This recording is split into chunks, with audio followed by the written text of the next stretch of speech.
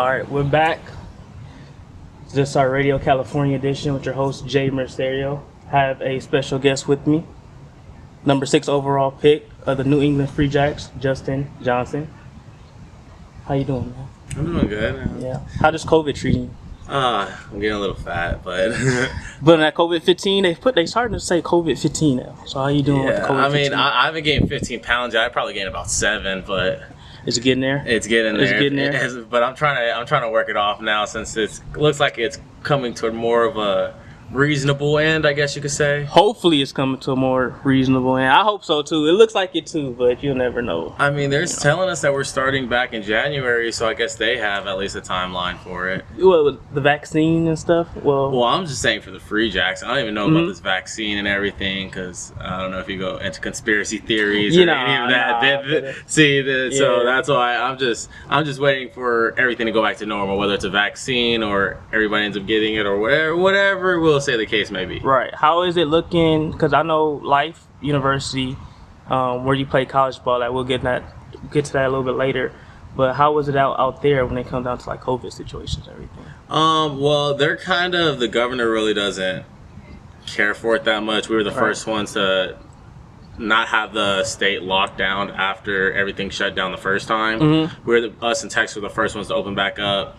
Like in California, you have to wear masks everywhere. In Georgia, you really don't have to wear masks everywhere. They just check your temperature.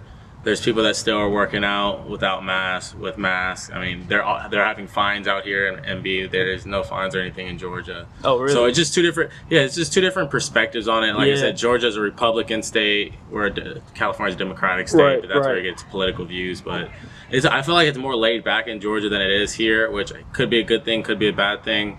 I really don't know. Right. It's perspective on it. All right. Well, enough about this COVID situation, man. I want to get down to first of all, congratulations on all of your success with rugby and everything. We went to Maricosta High School together. This is also another high school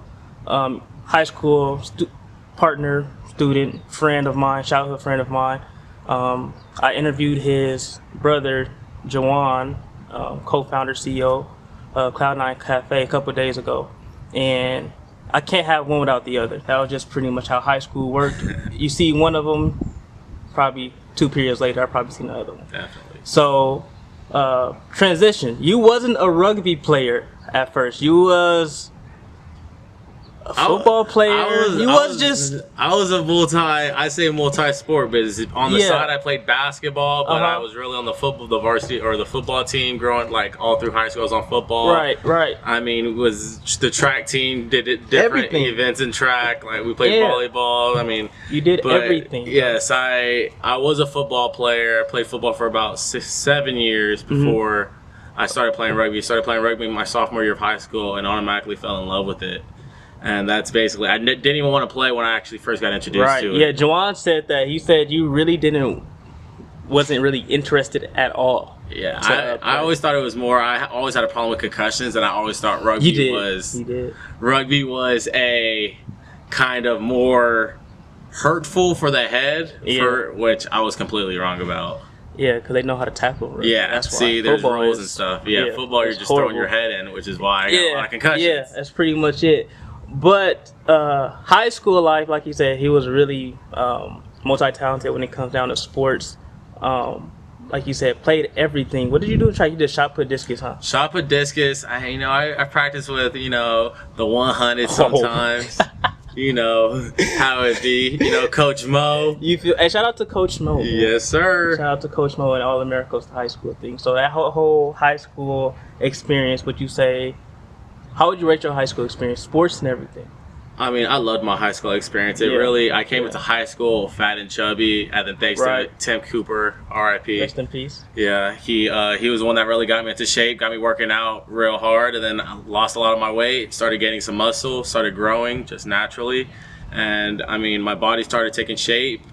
Started growing for football. I started getting better at football, and then just in turn, when I started playing rugby, it also helped my football career. So I think they worked hand in hand together. Yes, it did. I mean, rugby at Maricosta brought me this far. I would never thought I would be playing professional rugby, or never be called a professional rugby player, or just professional player in general. Because I mean, I never thought I would get that far in football. So, right. So 2000 and 2016, you guys won state. Yes, we won state. 2016 was when I was the captain. We won state, and then we also won state the first year we had the team. Right, Which was yeah. in 2014. That's when when it first started. Our first ever team. We won state. Yes. Yeah, because I was on the 2015 team. The 2015 team was good. We were good. We lost in the semifinals. We lost in the semifinal versus St. John Bosco. They cheated. They had more people, or they had different people. It was something along those lines. We beat them the first time. Yeah, we beat them the first time. So St. John Bosco, we could. I'm not gonna call them out. I'm not. Run it back, St. John Bosco. We ain't scared. But you go on 2016, your senior season, captain. You guys win state. Before you went on to Life University, was it any other universities besides Life that you were looking at for rugby? Not just for rugby, for educational purposes? Well, I was getting offers from football. I was getting some D2 offers. Okay. Mount Ida and Boston, New Mexico. Okay. But like I said, rugby was always my passion. I really like football, so I was never going to lean toward football. Right. So, but for rugby, I reached out to some schools. So I reached out to high-level schools. Penn State, I actually committed there before I committed anywhere. You committed there for football or no, rugby? For rugby. Yeah, I committed to okay. Penn State for rugby, and that's You where did. I actually did my letter of intent, or my signing day was to Penn State. It was. And then the coach ended up leaving, and then basically everything that I created went out the window. So I was just looking for alternates. So I was going to go to Lindenwood, which was another high quality rugby school, small school in Missouri. Well, they're bigger than Life, but small school compared to what a lot of people know of. UCLA, Cal.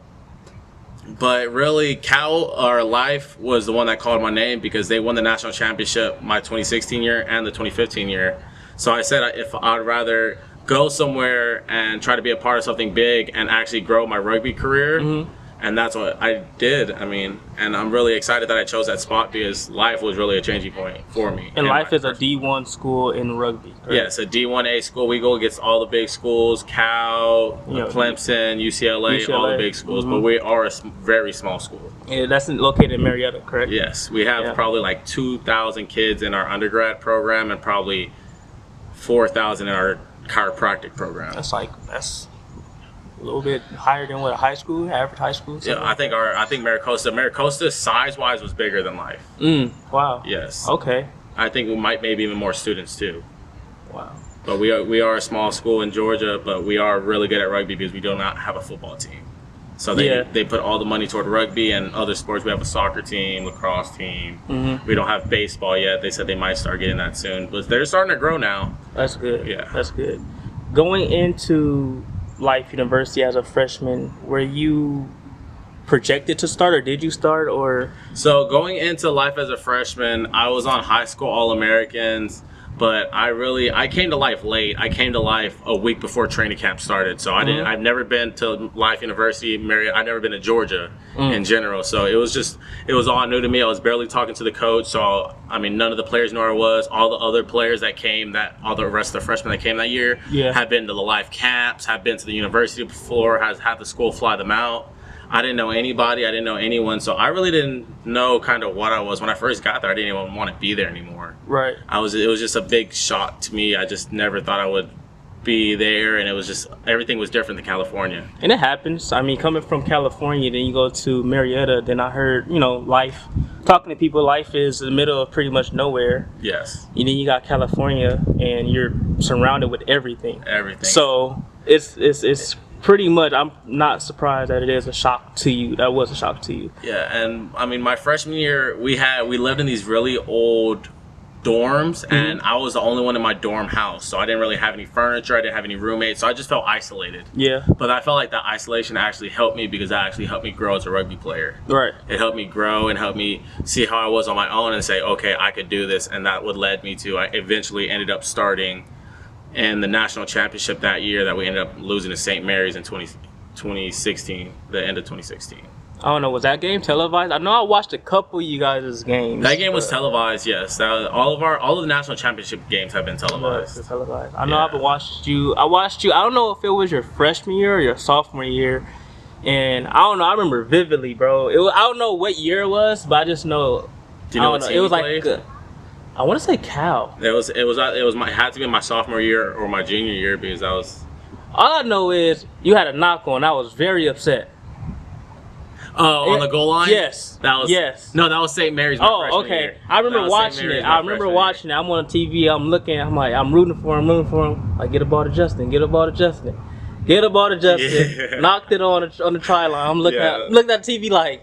Instantly messaged them like, bro, what the hell was that? That was my freshman year. I was still learning everything. But coming in, it's my sophomore year. We had it ready, and that's when we whooped Cal in the final 60-5. Right, yeah. And that I was did remember the biggest score difference in the championship in D1A history. So that was a good, remarkable win.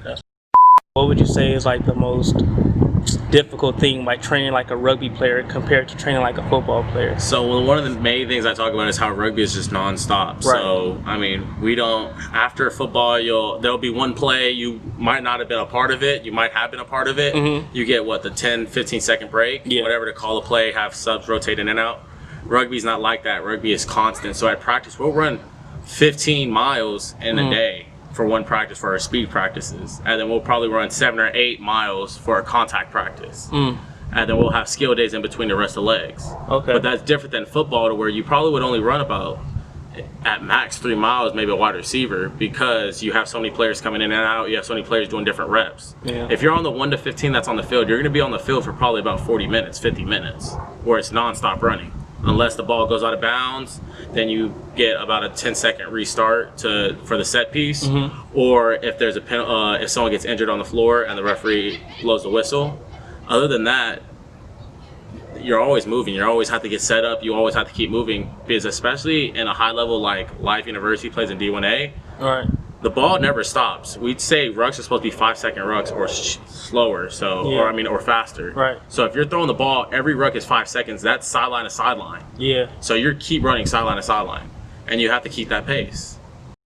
I didn't know you were interested in making it to the MLR. I didn't know that was going to be a choice of yours. Did you know that you all make like, you know what, I could probably make it to MLR. I'm going to keep on going for this. I mean, I didn't know that until they created an MLR team in Georgia, and I saw that, and I was like, I could go play professionally, because when I first started playing rugby, I never thought I would.